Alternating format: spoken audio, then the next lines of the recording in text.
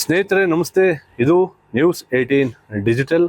ನಾನು ನಿಮ್ಮ AT ವೆಂಕಟೇಶ್ ಪ್ರಭು. ಬೆಂಗಳೂರು ದಕ್ಷಿಣ ಜಿಲ್ಲೆಯ ಚನ್ನಪಟ್ಟಣ ತಹಶೀಲ್ದಾರ್ ಗಿರೀಶ್ ರವರ ಮೇಲೆ ಶಾಸಕ CP ಯೋಗೇಶ್ವರ್ ಅವರು ಗಂಭೀರವಾದಂಥ ಆರೋಪವನ್ನು ಮಾಡಿದ್ದಾರೆ. ಜೊತೆಗೆ ಇವರನ್ನು ಕೂಡಲೇ ಸಸ್ಪೆಂಡ್ ಮಾಡಬೇಕು ಎನ್ನುವಂತಹ ಮಾತನ್ನು ಸ್ವತಃ ಯೋಗೇಶ್ವರ್ ಅವರು ಜಿಲ್ಲಾ ಉಸ್ತುವಾರಿ ಸಚಿವರಾಗಿರ್ತಕ್ಕಂತಹ HC ಬಾಲಕೃಷ್ಣರವರಿಗೆ ನೇರವಾಗಿ ಹೇಳುವ ಮೂಲಕ ತಮ್ಮ ಆಕ್ರೋಶವನ್ನು ಹೊರಹಾಕಿದ್ದಾರೆ. ಹೌದು, ಇಂಥ ಒಂದು ಘಟನೆ ಏನು ಬಾಲಕೃಷ್ಣರವರು ಚನ್ನಪಟ್ಟಣ ತಾಲೂಕಿನ ಕಾರೆಕೊಪ್ಪ ಗ್ರಾಮದ ಬಳಿ ಬರ ಅಧ್ಯಯನಕ್ಕೆ ಆಗಮಿಸಿದಂಥ ಸಂದರ್ಭದಲ್ಲಿ ನಡೆದಿದೆ. ಅಂದರೆ ಶಾನ್ಭೋಗ್ನಹಳ್ಳಿ ಗ್ರಾಮದ ಸರ್ವೆ ನಂಬರ್ನಲ್ಲಿ ಏನು 7 ಎಕರೆ 12 ಕುಂಟೆ ಜಾಗದ ವಿಚಾರವಾಗಿ ಈ ಒಂದು ಘಟನೆ ನಡೆದಿದೆ. ಶಿವರತ್ನಮ್ಮ ಎಂಬುವರ ಜಮೀನಿಗೆ ಸಂಬಂಧಿಸಿದಂತೆ ಇಂತಹ ಒಂದು ಆರೋಪ ತಹಶೀಲ್ದಾರ್ ಗಿರೀಶ್ ರವರ ಮೇಲೆ ಬಂದಿದೆ. ಅಂದರೆ ಸುಳ್ಳು ದಾಖಲಾತಿಗಳನ್ನು ಸೃಷ್ಟಿ ಮಾಡಿ ಶಿವರತ್ನಮ್ಮ ಎಂಬುವರ ಜಮೀನನ್ನು ಬಾಣಂತಳ್ಳಿಯ ಸುನಿಲ್ ಕುಮಾರ್ ಅವರ ಸಂಬಂಧಿಗಳಿಗೆ ಆ ಜಮೀನನ್ನು ಖಾತೆ ಮಾಡಲಾಗಿದೆ ಎನ್ನುವಂತಹ ಆರೋಪವನ್ನು ಸ್ವತಃ ಆ ಒಂದು ಸ್ಥಳದಲ್ಲಿ ಬರಾಧ್ಯಯನ ನಡೆದಂಥ ಸ್ಥಳದಲ್ಲಿ ಬಾಲಕೃಷ್ಣರವರಿಗೆ ನೊಂದ ಮಹಿಳೆ ಶಿವರತ್ನಮ್ಮರವರು ಆರೋಪವನ್ನು ಮಾಡಿದ್ದಾರೆ. 7 ಎಕರೆ 12 ಕುಂಟೆ ಇಲ್ಲಿ ಆರ್ವ ಬೋಯಿ ತಿಮ್ಮ ಬೋಯಿ ಅಲ್ಲಿ ಹಿರಯ್ಯ ಕರಿಯಯ್ಯ ನಾವು ಲೋಕ ಚುನಾವಣೆಯಲ್ಲೂ ತಗೊಂಡ್ಬಂದು ಸಾಕ್ಷಿ ತೋರಿಸ್ತಾವೆ. ಅಲ್ಲಿ AC ತಾಳೆ ಇಲ್ಲ ಅಂತ ಹೇಳಿದ್ರು. ಫಸ್ಟ್ 1 ವರ್ಷದಿಂದ ತಹಸೀಲ್ದಾರ್ ಇದೇ ಗಿರೀಶ್ ಚೆನ್ನಾಗಿ ಕೊಟ್ರು, ಇದು ಬೇಕು ಅಂತಾನೆ ಕೊಟ್ರು. ಒಂದು ಇದೇ ಆರ್ಡರ್ ಕಾಪಿಲಿ ಏನಂತ ಹೇಳ್ತಾರೆ, ಫಸ್ಟ್ ರಾಜುಗೆ ಹೆಂಗ್ ಬತ್ತು ಜಮೀನು ಅಂದ್ರೆ ಆರೋ ಬೋಯಿ ಪಿತ್ರಾದಿತ್ವಾಗಿ ಬತ್ತು ಅಂತ ಹೇಳ್ತಾರೆ. ತಿರ್ಗಾ ನೆಕ್ಸ್ಟ್ ರಾಜುನೇ ಅನುಭವದಲ್ಲಿ ಇದ್ದಾನೆ ಅಂತಾನು ಹೇಳ್ತಾರೆ. ಲಾಸ್ಟ್ ಅಲ್ಲಿ ಹೋಗ್ಬಿಟ್ಟು ತಿಮ್ಮಮ್ಮನ ಖಾತೆ ಮಾಡ್ಬೋದು ಅಂತ ಹೇಳ್ತಾರೆ. ಅವರು ರಾತ್ರಿಯಿಂದ ರಾತ್ರಿ ಭಾನುವಾರದನೇ ಖಾತೆ ಮಾಡ್ಕೊಬಿಟ್ಟವ್ರೆ. ಈಗ ನಾವು ಕೇಳಕ್ ಹೋದ್ರೆ ಸ್ಟೇಗೂ ಹೋಗಿದೀವಿ ನಿಮ್ ಲಾಯರ್ ಸ್ಟ್ರಾಂಗ್ ಇಲ್ಲ ಅಂತ ಅಂದ್ಬಿಟ್ರು. ಏನ್ ಮಾಡುವ ಈಗ ನಾವು ಅದು ಮುಂದ್ ಖಾತೆ ಬದಲಾವಣೆ ಆಯ್ತಾವೆ. ಆಲೆ 5 ಲಕ್ಷ ಇಸ್ಕೊಂಡವನಂತ ಯಾರ ಮುಳ್ತಂತಿ ಹಾಕ್ತೀನಿ ಕಲ್ಕೊಂಬ ಹಾಕ್ತೀನಿ ಅನ್ಕ ಬಂದವನೇ ಜಮೀನ್ ತಕ್ಕೆ. ನನ್ ಗಂಡ ಹೆಚ್ಚು ಕಮ್ಮಿ ಮಾಡ್ಕಂದ್ರೆ ನಾನು ಯಾರ ಹತ್ರ ಕೇಳನೆ ಹೇಳ್ರಿ. 7 ಎಕರೆ 12 ಕುಂಟೆ.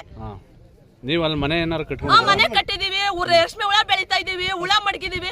ಅಲ್ಲೇ ಅಲ್ಲೇ ಇರೋದೇ ವಾಸ ಇರೋದೇ ಅಲ್ಲಿ 2 ಮಕ್ಕಳವೆ. ಗಿಡದ ಹತ್ರ ಹೋಗಿ ಬನ್ನಿ, ಇವತ್ತು ಬೇಕಾದ್ರೆ ತೋರ್ಸ್ಕೊಡ್ತೀನಿ ಜಮೀನ. ನಾನು ಈಗ ಮಕ್ಳು ಕಟ್ಕೊಂಡು ವಯಸ್ಸು ಹೆಂಗ್ಸ ಇರ್ಕೋದು ಏನೆಲ್ಲ ತುಂಡೆಲ್ಲ ಕರ್ಕೊಬರ್ತಾನೆ ನನ್ನ ಹೆಸರು ಖಾತೆ ಆಗದೆ ಅಂತ ಸುನಿಲ್ ಕುಮಾರ್ ಬಾಣ್ತಾಳಿ ಅವನು. ನಮ್ಗೆಲ್ಲೂ ನ್ಯಾಯ ಸಿಗ್ತಿಲ್ಲ ನಾವು ಒಂದ್ ಪೇಪರ್ಗೆ ಹಾಕ್ಸು ಸಕ್ತಿನೂ ಇಲ್ಲ, ಒಂದ್ ದಿವಸದವ್ರು ಕರ್ಸಿ ಇದೆ 7 ಕೋಷ್ಟು ಸಕ್ತೂ ಇಲ್ಲ ಜೊತೆಗೆ ತಹಶೀಲ್ದಾರ್ ಅವರು ಕೂಡ ನಮಗೆ ಅನ್ಯಾಯ ಮಾಡ್ತಾ ಇದ್ದಾರೆ ಅಂತೇಳಿ ಶಿವರತ್ನಮ್ಮರವರು ಮಾತನಾಡಿದ್ದಾರೆ. ಇನ್ನು ಈ ಬಗ್ಗೆ ಶಾಸಕ CP ಯೋಗೇಶ್ವರ್ ಅವರು ಕೂಡ ಮಾತನಾಡಿದ್ದಾರೆ.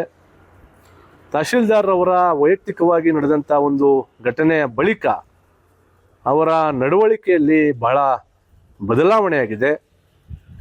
ಕೆಲ ಬೆಂಗಳೂರಿನ ರಿಯಲ್ ಎಸ್ಟೇಟ್ ಮಾಫಿಯಾ ಮಾಡ್ತಕ್ಕಂಥ ಜನರ ಜೊತೆಗೆ ಇವರು ಭಾಗಿಯಾಗಿ ಬಡವರ ಜಮೀನುಗಳನ್ನು ಬೇರೆ ಬೇರೆ ಹೆಸರಿಗೆ ಮಾಡುವ ಮೂಲಕ ಸಾಕಷ್ಟು ಅನ್ಯಾಯವನ್ನು ಮಾಡ್ತಾ ಇದ್ದಾರೆ.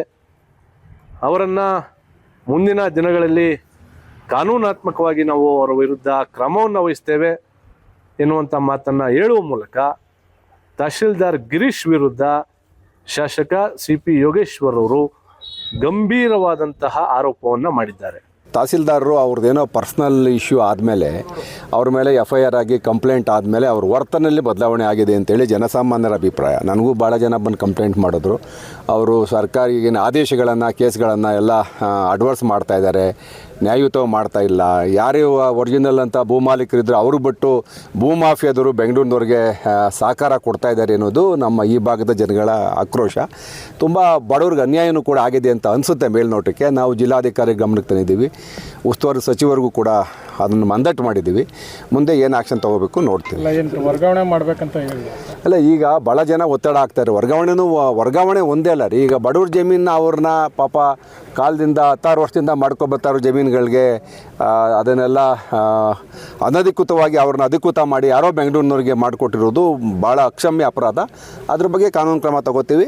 ವರ್ಗಾವಣೆ ಸಸ್ಪೆಂಡ್ ಮಾಡಿಸೋಕ್ಕೆ ರೆಕಮೆಂಡ್ ಮಾಡ್ತೀವಿ. ಸರ್, ಈಗ ಸರ್ಕಾರಿ ನಿವಾಸನೇ ದುರುಪಯೋಗ ಆಗಿದೆ ಅಂತ ಸ್ವತಃ ಅವರೇ FIR ಮಾಡಿದ್ದಾರೆ. ಹೌದು. ಇಲ್ಲಿವರೆಗೂ ಯಾಕೆ ತಡ ಆಯಿತು? ಅದೇ ಈಗೆಲ್ಲ ಈಗ ತನಿಖೆ ಆಗ್ತಾ ಇದೆ. ತಡ ಏನು ನಾವೇನು ಪೊಲೀಸ್ ಡಿಪಾರ್ಟ್ಮೆಂಟ್ ಮಾಡಬೇಕದನ್ನ. ನಾನಂತೂ ಈಗ ಮೊನ್ನೆ ಮುಖ್ಯಮಂತ್ರಿಗಳು ಮನವಿ ಮಾಡ್ತೀನಿ, ಇವರು ಸಸ್ಪೆನ್ಷನ್ ಇಟ್ಟು ಬೇರೆಯವ್ರನ್ನ ಇಮ್ಮಿಡಿಯೇಟಾಗಿ ತಂದು ಸರ್ಕಾರಿ ಕೆಲಸ ಸುಲಿತವಾಗಿ ಆಗೋಕ್ಕೆ ನೋಡ್ಕೊಳ್ಳಿ ಅಂತ ಹೇಳ್ತೀನಿ. ಇನ್ನು ತಹಶೀಲ್ದಾರ್ ಕೂಡ ಸ್ಥಳದಲ್ಲಿದ್ದರು. ಶಾಸಕ ಬಾಲಕೃಷ್ಣರವರು ಕೂಡ ಅವರಿಗೆ ನೇರವಾಗಿ ಪ್ರಶ್ನೆಯನ್ನು ಮಾಡಿದ್ರು. ಏನಿದು ಪ್ರಕರಣ? ನೀವು ಶಾಸಕರಿಗೆ ಗೌರವವನ್ನು ಕೊಡಬೇಕು. ಯಾವುದೇ ತಪ್ಪಿದ್ರೂ ಕೂಡ ನಿಮ್ಮ ವಿರುದ್ಧ ಕಾನೂನಿನ ಅಡಿಯಲ್ಲಿ ಕ್ರಮವನ್ನು ವಹಿಸ್ತೇವೆ ಎನ್ನುವಂತಹ ನೇರವಾದಂತಹ ಎಚ್ಚರಿಕೆಯನ್ನು ಕೂಡ ಬಾಲಕೃಷ್ಣರವರು ತಹಶೀಲ್ದಾರ್ ಗಿರೀಶ್ ಅವರಿಗೆ ಕೊಟ್ಟಿದ್ದಾರೆ. ಆದರೆ ಎಲ್ಲೋ ಒಂದು ಕಡೆ ತಹಶೀಲ್ದಾರ್ ಗಿರೀಶ್ ಅವರ ವಿಚಾರವಾಗಿ ಶಾಸಕರು ಕೂಡ ಎಲ್ಲೋ ಒಂದು ಕಡೆ ನಿಧಾನವಾಗಿ ಕ್ರಮವನ್ನು ವಹಿಸಲಿಕ್ಕೆ ಪ್ರಾರಂಭ ಮಾಡಿದ್ದಾರಾ ಎನ್ನುವಂತಹ ಚರ್ಚೆಗಳು ಕೂಡ ಇದೆ. ಯಾಕಂದರೆ ಈ ಹಿಂದೆ ಸರ್ಕಾರಿ ಅಧಿಕೃತ ವಸತಿ ಗೃಹದಲ್ಲಿ ನಡೆದಂಥ ಘಟನೆಯ ಬಗ್ಗೆ ಸ್ವತಃ ತಹಶೀಲ್ದಾರ್ ಗಿರೀಶ್ ರವರು ಚನ್ನಪಟ್ಟಣ ನಗರ ಠಾಣೆಯಲ್ಲಿ FIR ಅನ್ನು ದಾಖಲು ಮಾಡಿದರು. ಅವರ FIR ಪ್ರಕಾರ ಅಲ್ಲೇನೇನು ನಡೆದಿತ್ತು ಅಂತೇಳಿ ಅವರೇ ಒಂದು ದೂರನ್ನು ಸಲ್ಲಿಕೆ ಮಾಡಿದರು. ಇದು ಸಾಕಷ್ಟು ತಾಲೂಕಿನಾದ್ಯಂತ, ಇಡೀ ಜಿಲ್ಲೆಯಾದ್ಯಂತ, ರಾಜ್ಯಾದ್ಯಂತ ಒಂದು ಚರ್ಚೆಯ ವಸ್ತುವಾಗಿತ್ತು. ಆದರೆ ಇಲ್ಲಿಯವರೆಗೂ ಕೂಡ ಅವರ ವಿರುದ್ಧ ಯಾವುದೇ ಒಂದು ಕಾನೂನಾತ್ಮಕವಾಗಿ ಕ್ರಮವನ್ನು ವಹಿಸಲಿಲ್ಲ. ಅತಿಥಿ ಅಂದರೆ ಸರ್ಕಾರಿ ವಸತಿ ಗೃಹ, ಅಲ್ಲಿ ಯಾರೋ ಖಾಸಗಿ ವ್ಯಕ್ತಿಗಳು ಅತಿಥಿ ರೂಪದಲ್ಲಿ ಬಂದು ಅಲ್ಲಿ ಬೇಕಾದ ಚಟುವಟಿಕೆಗಳನ್ನು ಮಾಡಿ ದುರುಪಯೋಗವನ್ನು ಮಾಡ್ತಾರೆ ಅಂದರೆ ಶಾಸಕರಾದಂಥವರು ಯಾಕೆ ಇಷ್ಟು ದಿನ ಸುಮ್ಮನಿದ್ರು ಎನ್ನುವಂಥದ್ದು ಕೂಡ ಇಲ್ಲಿ ಚರ್ಚೆ ನಡೀತಾ ಇದೆ. ಹಾಗಾಗಿ ಎಲ್ಲೋ ಒಂದು ಕಡೆ ಈಗ ರೈತ ಮಹಿಳೆಯ ಭೂ ವ್ಯಾಜ್ಯದಲ್ಲಿ ಸಿಲುಕಿರುವಂಥ ತಹಶೀಲ್ದಾರ್ ಅವರ ಈ ಒಂದು ಆರೋಪ ಭವಿಷ್ಯದ ದಿನಗಳಲ್ಲಿ ಯಾವ ರೀತಿಯಾದಂಥ ತಿರುವನ್ನು ಪಡಿತದೆ, ತಹಶೀಲ್ದಾರ್ ಅವರ ತಲೆದಂಡ ಆಗ್ತದ, ಯೋಗೇಶ್ವರ್ ಅವರ ಕ್ರಮ ಯಾವ ರೀತಿ ಇರ್ತದೆ, ಜಿಲ್ಲಾ ಉಸ್ತುವಾರಿ ಸಚಿವರು ಹಾಗೆ ಸರ್ಕಾರ ಯಾವ ರೀತಿಯಾದಂಥ ಕ್ರಮವನ್ನು ವಹಿಸ್ತದೆ ಎಂಬುದನ್ನು ಕಾದು ನೋಡಬೇಕಾಗಿದೆ. ನಿರ್ಭೀತ, ನಿಷ್ಪಕ್ಷಪಾತ, ವಿಶ್ವಾಸಾರ್ಹ ಸುದ್ದಿಗಳಿಗೆ ಮತ್ತೊಂದು ಹೆಸರಾಗಿರುವ News18 ಕನ್ನಡ ಈಗ ಆಪ್ನಲ್ಲೂ ಲಭ್ಯವಿದೆ. ದಯವಿಟ್ಟು ಇಲ್ಲಿರುವ QR ಕೋಡ್ ಅನ್ನು ಸ್ಕ್ಯಾನ್ ಮಾಡಿಕೊಂಡು ಆಪ್ ಡೌನ್ಲೋಡ್ ಮಾಡೋದಕ್ಕೆ ಮರಿಬೇಡಿ. ನಿಮ್ಮ ಬೆಂಬಲ ಹೀಗೆ ಸದಾ ನಮ್ಮೊಂದಿಗಿರಲಿ. ಧನ್ಯವಾದ.